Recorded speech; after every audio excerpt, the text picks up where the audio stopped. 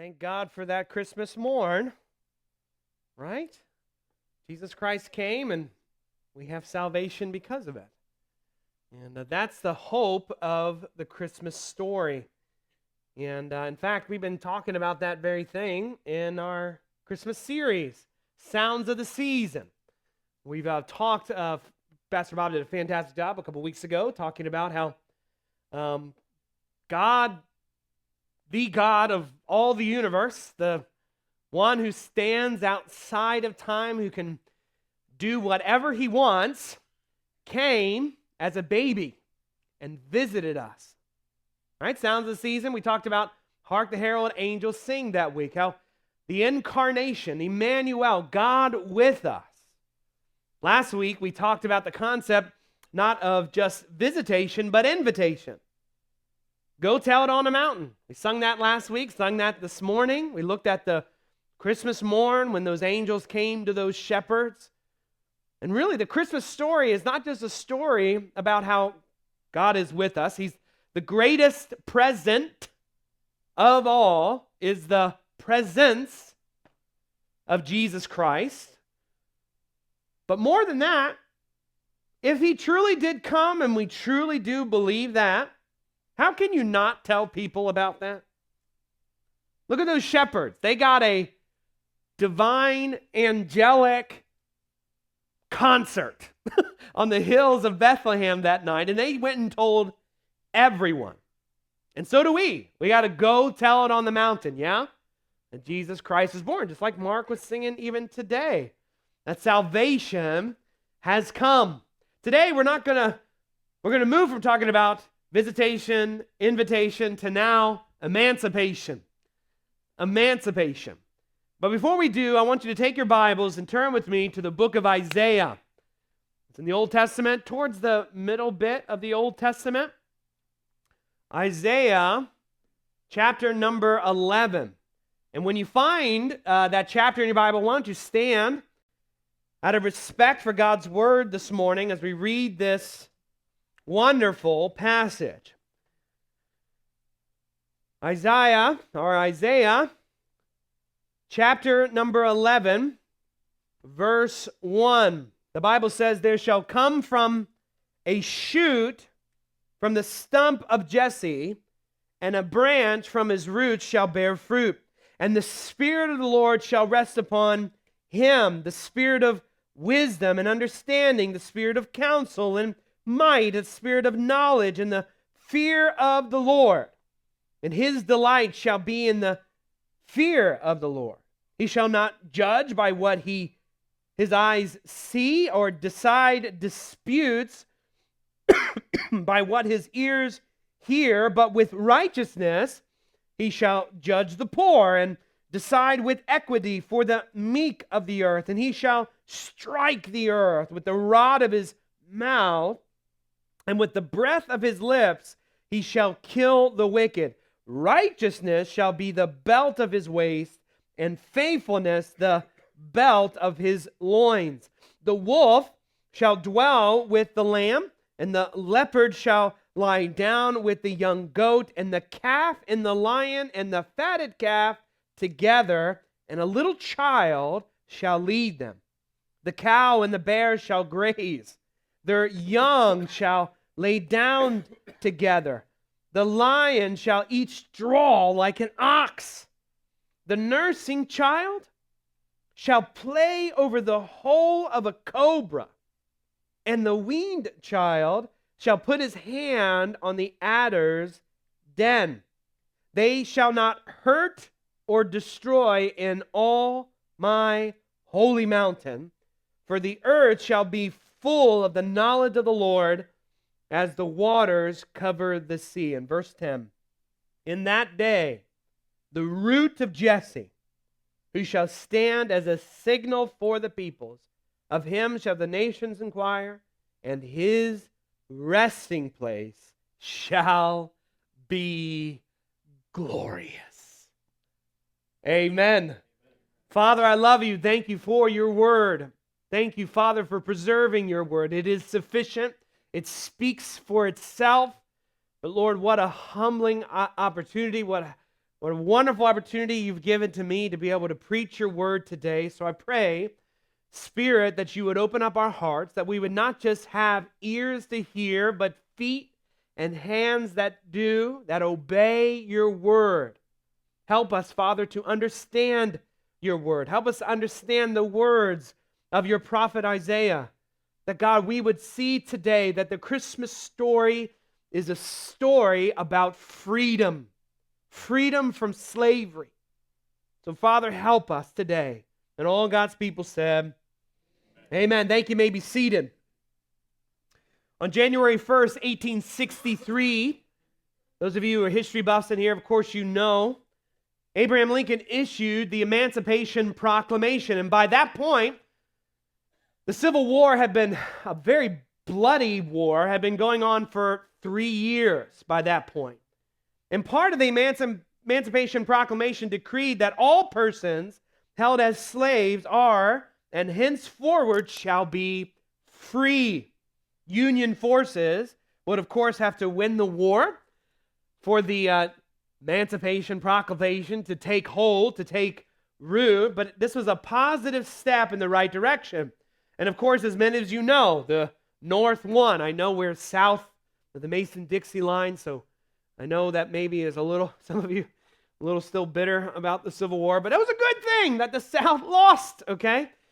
And part of that is it brought about the freedom of many African Americans. And of course, it would take many years for the Civil Rights Movement then to take over. But if one thing about our country is that we're not perfect, right? Not even today. But hopefully, part of the American spirit is that we improve. Yes? That every year we try to improve this wonderful nation. But for those of you, again, who are history buffs, you know that when the Emancipation Proclamation went out, not everybody just became free. Not all the African American were freed that day, right? They had to win a war. But more than that, not everyone even knew that the decree went out. We celebrate now a relatively new installment in our holidays, Juneteenth, right? And that's a wonderful holiday that celebrates the fact that it took 2 years for some people to get the news that they were free. June 19th in Texas, finally it came about. It's a crippling story, sad story, but it's also a story of dedication. That story went out far and wide to tell people that they're free. Today, there are people who don't know they're free. Thankfully, slavery is no longer a part of American culture. But slavery to sin is. And there are many today who either by their own choices, but many who by their own ignorance simply don't know that they've been emancipated. That a payment for their sin has come by way of a baby in a manger who grew up to be a man, the God-man, who then died, paying the penalty for sin, and then raising again on the third day, and is right now seated at the right hand of the Father, having all authority and all power under his mighty hand. The Christmas story is a story about emancipation, about being set free from the bondages of sin and death. But as one author put it, talking about Juneteenth, that it's a sad state that it took 2 years for some slaves to know that they were free.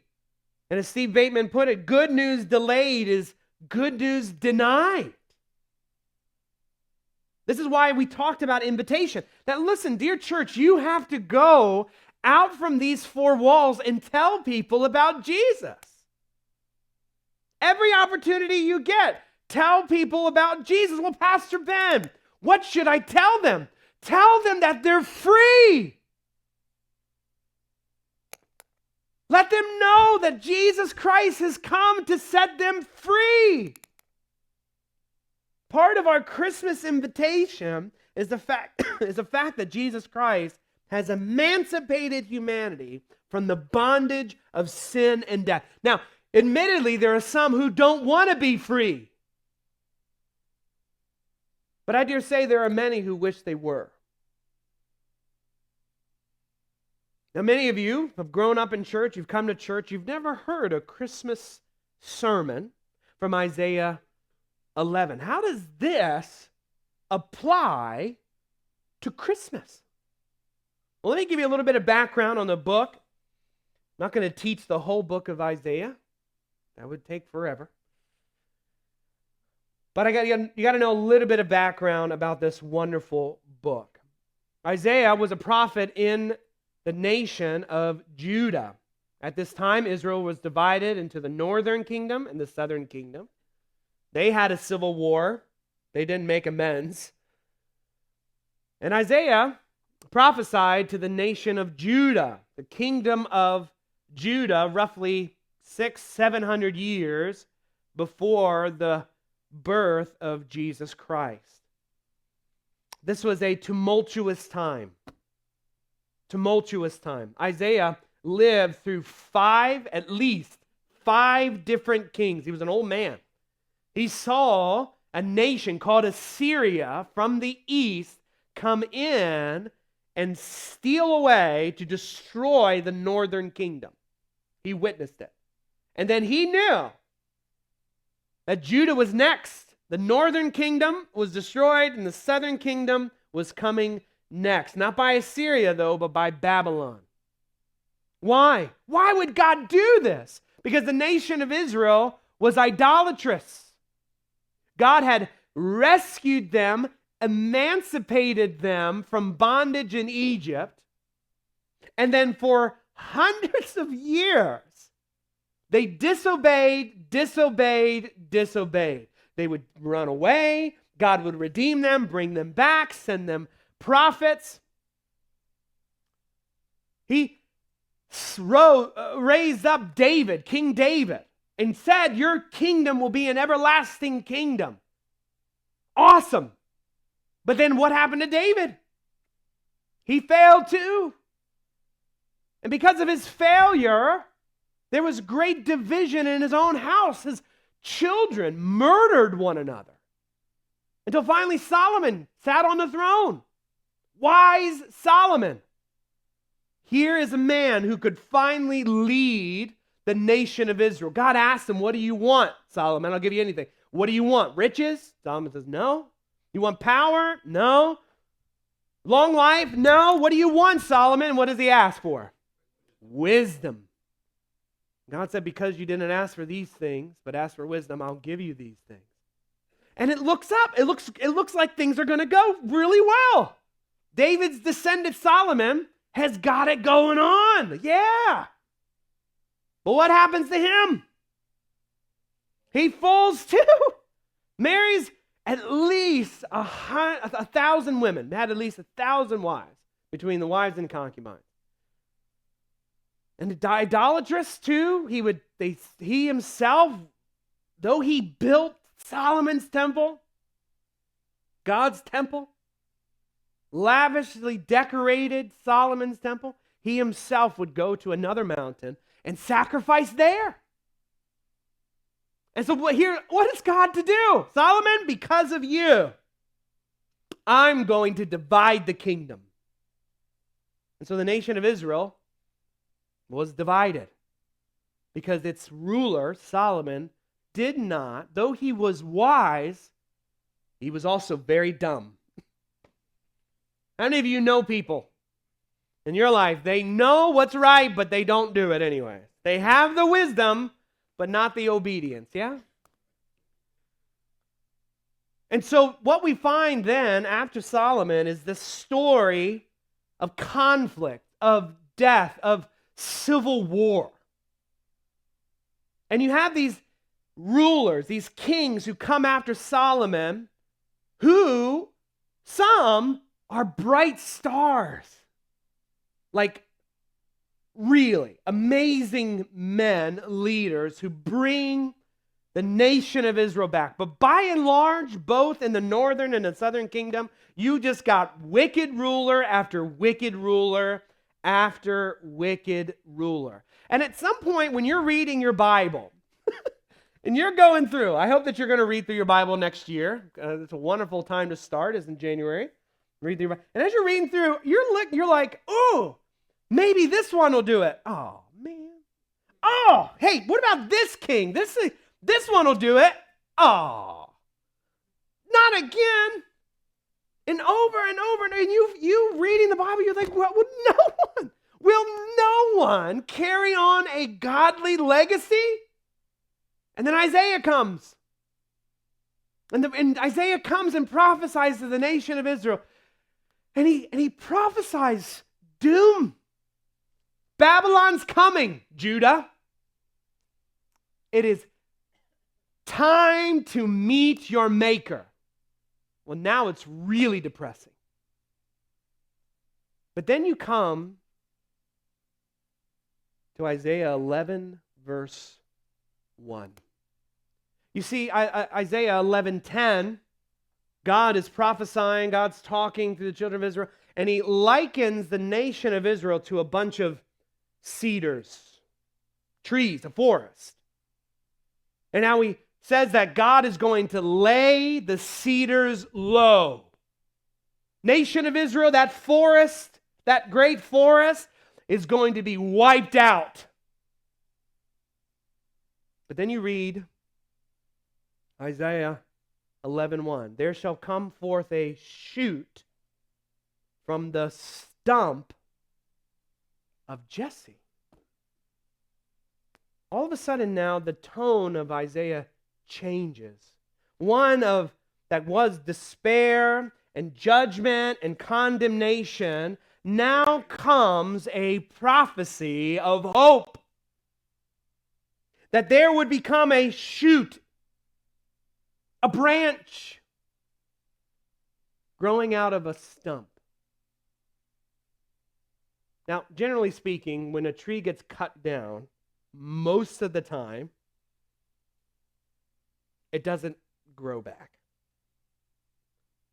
But God wants you to see, children of Israel, listen, he says, I'm going to cut down all these trees with my hand. I'm going to use Assyria, just like I did in the north, and then I'm going to use Babylon.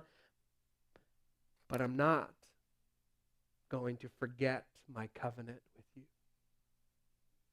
And from that tree stump right there, you got all these tree stumps in the forest, that one right there. That tree used to be called Jesse.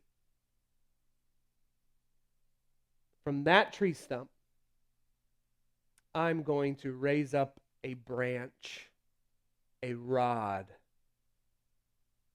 a shoot that will bring forth fruit. So I want you to notice two things in this passage today. I want you to notice two things in this passage today. The first is this. A tree stump sprouts a branch and becomes fruitful. Now again, Isaiah is prophetic literature, but it's also poetic literature. There's not literal language. The prophet Isaiah, through God, uses figurative, metaphor, similes, these sorts of things. And so we have this tree stump, and what do we notice about it? First, that this tree stump represents a person. Well, it represents a man named Jesse. Well, who was Jesse? Jesse was the father of King David. Remember David slew the Goliath? He was his father. And the prophet Isaiah says that this man, this stump of Jesse, this family, this branch, they will come a person, a him, who the Spirit of the Lord shall rest upon. And this Spirit of the Lord will rest upon him, and he will have a spirit of wisdom, of understanding, of counsel, of might, of knowledge, and of the fear of the Lord. This man, this descendant of Jesse, will be one who is anointed with the Spirit. And in fact, so much so that his delight is in the law and the fear of the Lord. Whoever this descendant is from the stump of Jesse, he will love God and he will revere him. As Proverbs 1:7 says, the fear of the Lord is the beginning of knowledge, but fools despise wisdom and instruction. Rather than be a fool, this branch, shoot, root person, being, man, will love God and fear and revere him. His allegiance and his obeisance will only be to one being, and that is God. Man, imagine being Israel. At this point, you're finally like, yes! Finally, we're going to have a ruler. We're going to have a king who will fear the Lord all the days of his life.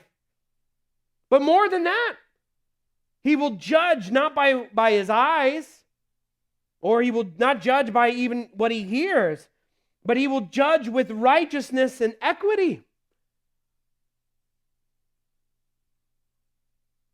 How many of you have judged before, made two quick judgments based on hearsay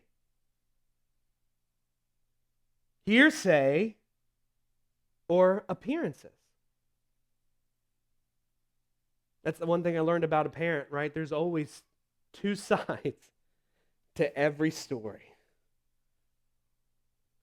Whoever this shoot branch of Jesse, when he comes, he won't judge by appearances. He won't judge by hearsay. He'll judge by righteousness. He will judge and adjudicate on behalf of the meek and the poor. Don't you hate the world? How power seems to get out of its due justice? Don't you hate that in this world? That depending on how much money you have, depending on who you are, who you know, you can get out of prison. You can do whatever you want. Doesn't matter. Is that right? No. No, that's not right.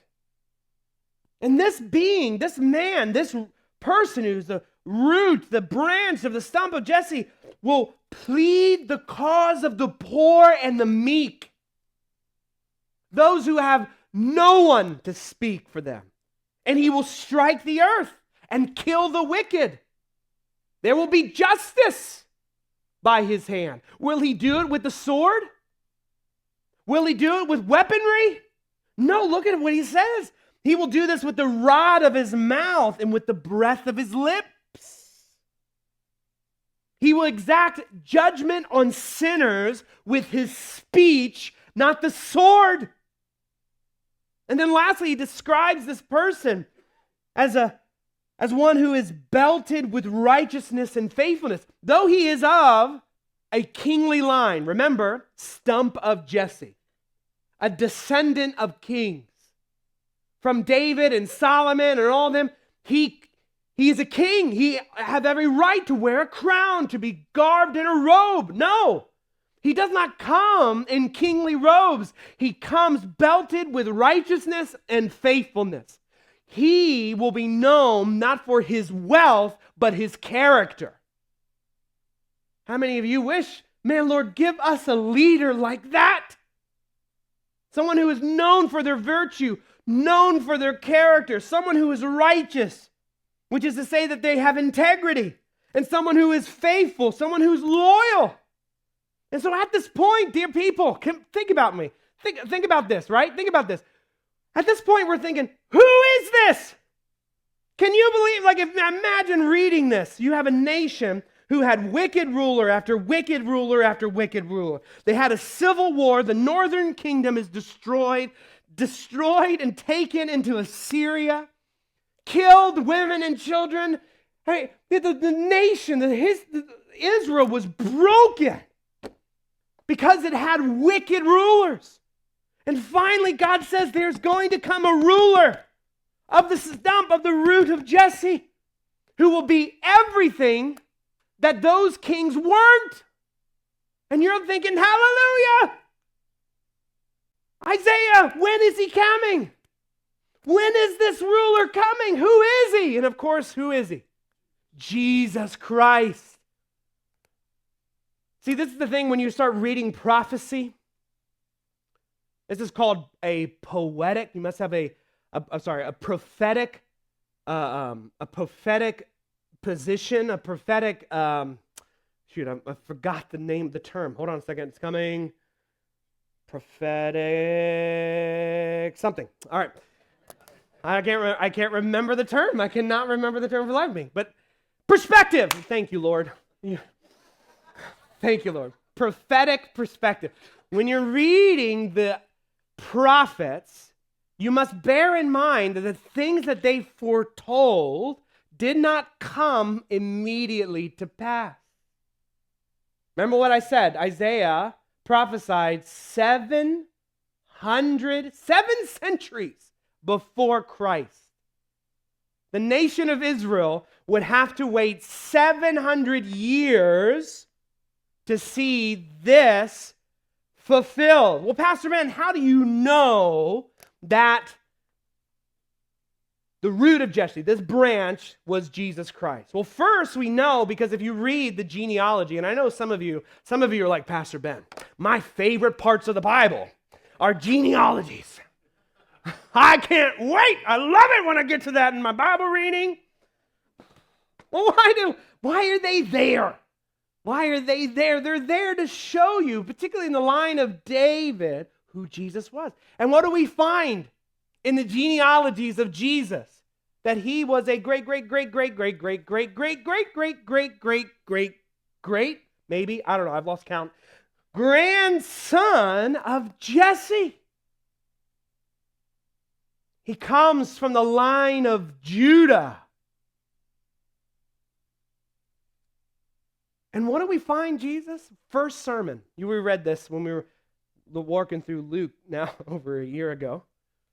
This was Jesus' first sermon. He goes to his hometown, and he goes and he opens up the book of Isaiah, the same book we're at here. And he quotes from, this is technically, the passage he's quoting from is from Isaiah 61. The passage reads this: "The Spirit of the Lord is on me, because he has anointed me to proclaim good news to the poor.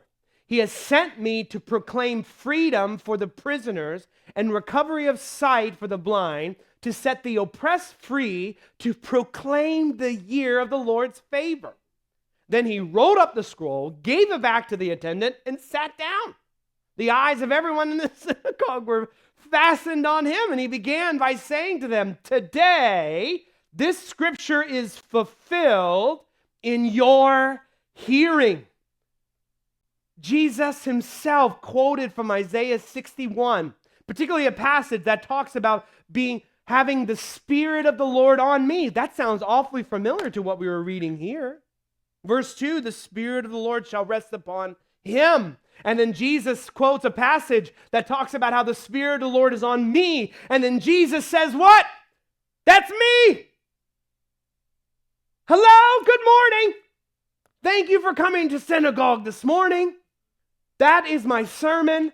Hallelujah, amen. Let's have an invitation and we'll get out of here. No, they sit there and they look at him. What do you mean it's fulfilled? That's me. Isaiah was talking about me. Hello, good morning. How are you? Thank you. We're going to get lunch now? Wait a second, Jesus. You grew up here. This is your hometown. This is your home synagogue. This is your home church. And you're just now telling us this?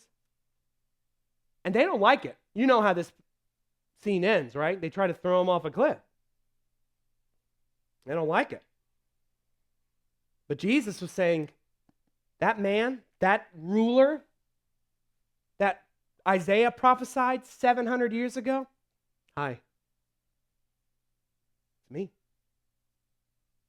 Not only that, but we know that Jesus delighted in the Father's will. John 8:29, Jesus says, He who sent me is with me. He has not left me alone, for I always do the things that please the Father. Do you think Jesus ever got in time out? No. He was perfect. He was the perfect brother, the perfect son. Perfect. Never made a mistake. He did always those things that pleased the Father. More than that, Jesus was the embodiment of God's wisdom. Again, John 5:30. As I hear, Jesus says, I judge, and my judgment is just, because I seek not my own will, but the will of him who sent me.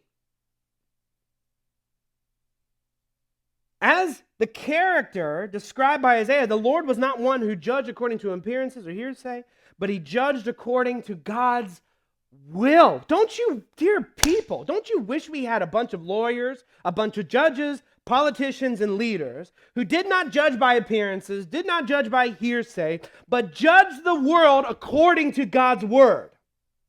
Ruled according to God's word. Don't you wish that we had rulers like that? And then here Jesus says, that's me. Nice to meet you, that's me. I don't judge by hearsay or appearances. I judge everything according to my Father's will. And then lastly, the Lord did not hang out with the wicked. He hung out with the humble. Calling them to repentance, Jesus ate with tax collectors and sinners.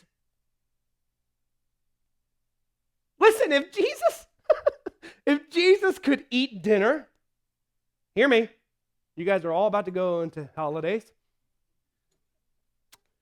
If Jesus could sit at dinner with the lawman, the tax man, sinners and prostitutes, you can get through one meal with your family.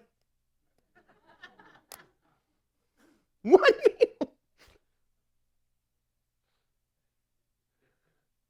Jesus Christ came, and he did not seek out those who were pompous and arrogant and prideful. He sought the meek, the lowly, the humble, and he invited them to his table. He called them to repentance. And you know, that got the legalists, the Sanhedrin, the Pharisees, the Sadducees very upset. How dare you sit with those riffraff? And then Jesus, does he back down? Now, does Jesus punch them in the face? Is he like the Baltimore way, right? Like, is that what Jesus did? No. He silenced them by the word and the rod of his mouth. He silenced his adversaries with arguments, not armaments. Again, dear people, you're going to the holidays. You're about to sit down with your family at dinner. People that annoy you, get on your nerves. Listen, be courageous with your faith, if that starts. But don't be belligerent. Be bold. Don't be belligerent. And argue rationally. But don't get in a fist fight. Jesus, it is Baltimore. That's why I'm in Baltimore. That's why I'm a pastor to you. I need to tell you these things. Hear me. Jesus Christ was prophesied to come, and he fulfilled Isaiah's prophecy. And not just this one. Like, we could really go through a lot of Isaiah and say, there's Jesus, there's Jesus, there's Jesus, there's Jesus. But here, what do we find? Jesus Christ, Jesus Christ, the Son of God himself. Jesus Christ, the one who silenced his adversaries by the word of his mouth. Jesus Christ, who did not judge by appearances or hearsay, but judged according to God's word. Well, what's the effect? Isaiah. So when that guy comes, the rod of Jesse, the root, the branch, what effect is that going to have on the world? Point two, the predator lives in harmony with the prey. Remember what I said? It was a hard term for me to remember, right? Prophetic perspective. Isaiah prophesied that this root of Jesse would come, but he would not come for another 700 years. And then right in the middle of this prophecy, you have him talking about a wolf hanging out with a lamb, a leopard and a goat lying down with one another, a calf and a lion, not just any calf, but a fatted calf, a plump, ripe, healthy calf, laying down with a lion, sleeping, hanging out, going to the movies together, right? Playing games, charades, I don't know, but they're friends. What? What is this? You see, the prophet Isaiah did not only describe to a T the character of Jesus Christ, he also described to a T the nature of his era that he brought in. This kingdom that Jesus Christ would bring in would be one of peace, when the predator will live in harmony with the prey. A cow, a cow and a bear shall graze. A lion shall eat straw like an ox. What? That's weird. Yeah, it's weird. But remember what I said. This is poetic. This is metaphor. Isaiah isn't saying literally that a lion and lamb will hang out or a lion's going to eat grass. This is metaphor. The point is this: there will be no conflict. He says, even a nursing child shall play over the hole of a cobra. He says, none will hurt or destroy in my holy mountain. Metaphor. What is Isaiah describing? He's describing a utopia. Don't you hate it? Doesn't even matter who you voted for this past election. But one thing you know is that when they're up on that platform, I'm going to fix all the problems. You're like, no, you're not. There's never been a utopia. Ever. But someday there will be. When Christ, the King of Kings and Lord of Lords, comes and sets up his earthly kingdom and throws that old serpent, the devil, in a hole never to be seen of again, when he will remake this heaven and this earth anew. There will be no death, no pain, no sickness, nothing. There will be no war, and it will finally truly be a utopia. Because why? Isaiah says, the earth shall be full of the knowledge of the Lord as the waters cover the sea. I love that metaphor. I love that metaphor. The knowledge of God will be so plentiful, it will be like the waters of the sea. Don't you wish more people knew the Lord? How do people who do not know Jesus Christ get up in the morning? I wonder this sometimes. Or deal with the anxiety and the stresses of life. When you don't know God and you don't have a prayer life and you don't know, how do you go on when you lose a loved one? How? Don't you wish more people knew God? Oh my goodness, don't you wish your neighbors knew the Lord? Someday, everyone will know the Lord. Everyone. The knowledge of God will be like the waters of the sea.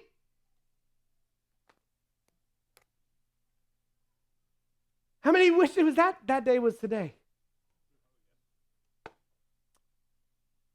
Isaiah is prophesying about this time. Now, some of you are sitting here thinking, okay, Pastor Ben, excuse me. Jesus has already come. You're right, he came 2,000 years ago. We're not living in a utopia. You're right. See, the first half of Isaiah 11 has already happened. The second half is coming. Some of you are like, oh, those poor Israelites. They if only they knew they would have to wait 700 years for the Messiah to come. But now, imagine being us. We've now had to wait 2,000 years for that utopia. But it's coming. Christ's kingdom has been inaugurated. We're in the inauguration period. Someday he will have his consummation when he sets up his kingdom. And that's when kids will lead lions and predators and leopards by the hand.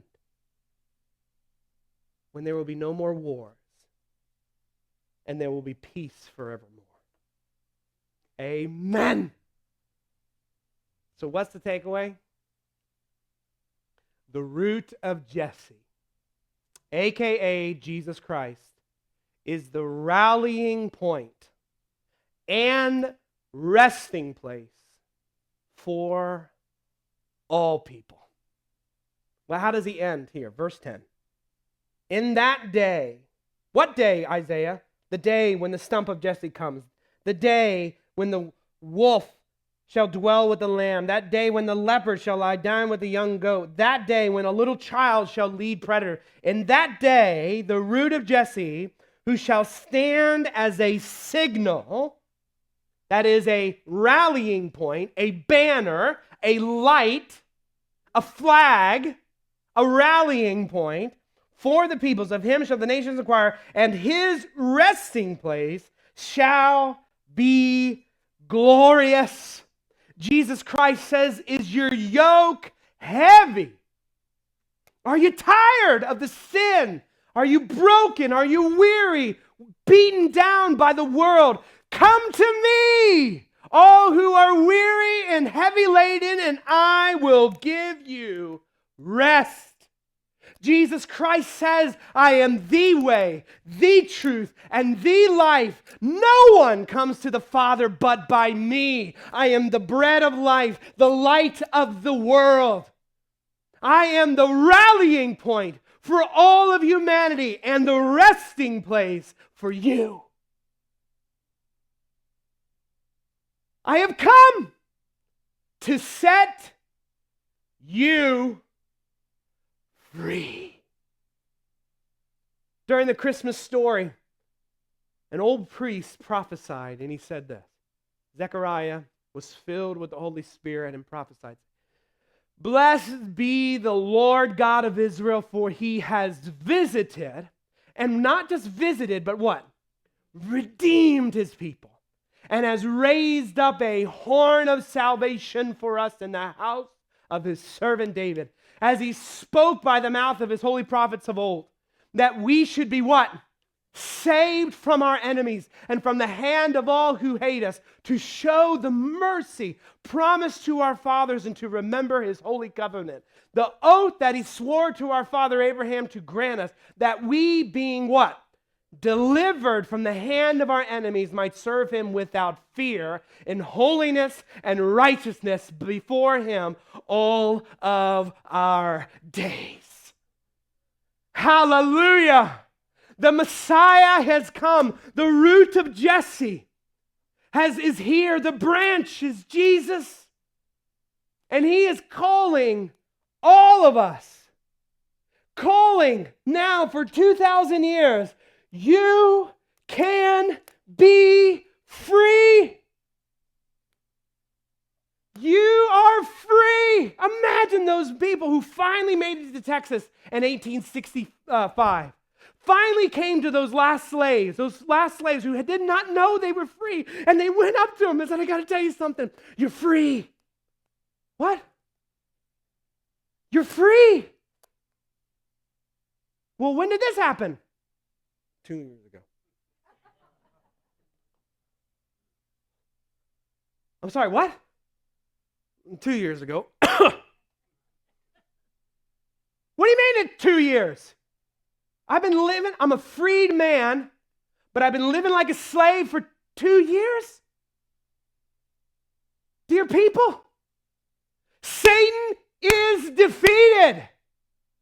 Death has no hold on us. Sin is gone. It has no effect, no power, because Jesus Christ came out of the grave 3 days after he died. He took with him the keys of hell itself. He defeated that serpent who'd been slithering and biting and destroying for thousands of years. Jesus Christ took his heel and crushed his head. Sin has no sway anymore. You are free. You are free. When did this happen, Pastor Ben? 2,000 years ago. Wow, I've been living my entire life as a slave? Yeah, but you don't have to. You don't have to. You can come to the root of Jesse. Let me show you a stump. This is bizarre. You're not going to believe this. See that stump? You see that branch sticking out of there? Isn't that weird? And what's on that branch? Well, there's fruit. You mean I'm getting fruit from a stump? Yeah. How? God's awesome. He doesn't forget his promises. He doesn't forget his covenants. He is faithful and loving and just. And he rescues the slave from sin. And he can set you free. Come to the stump. Are you tired? Look, you can even sit on the stump. Take a load off. You hungry? Here's an apple. Dear people, the Christmas story is one of emancipation. That you are free. That when that old devil comes a knocking, when that old heart of yours says, hey, come on this way, this will be a little fun, you say, you have no power here. You have no power here. Because in my heart, Jesus Christ lives forevermore, and he has set me free. So every head bowed, every eye closed. Mark, can you come play?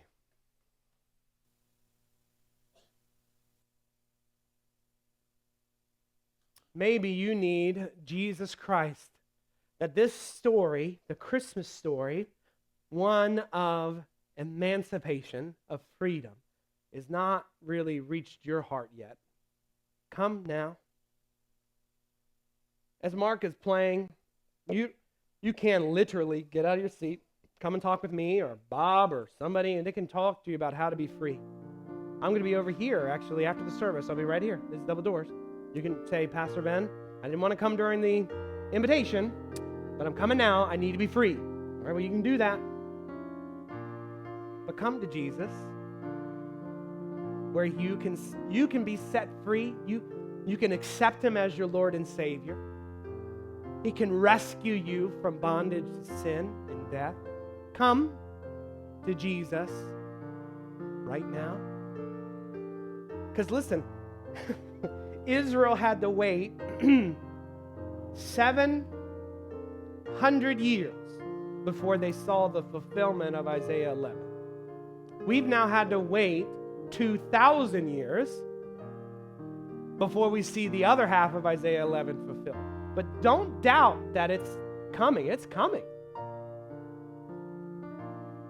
Jesus Christ, as he came before, will come again. But unlike before, he won't come as a baby.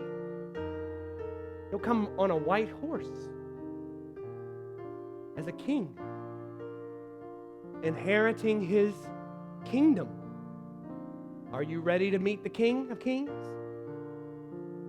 Or are you still enslaved to sin? Come.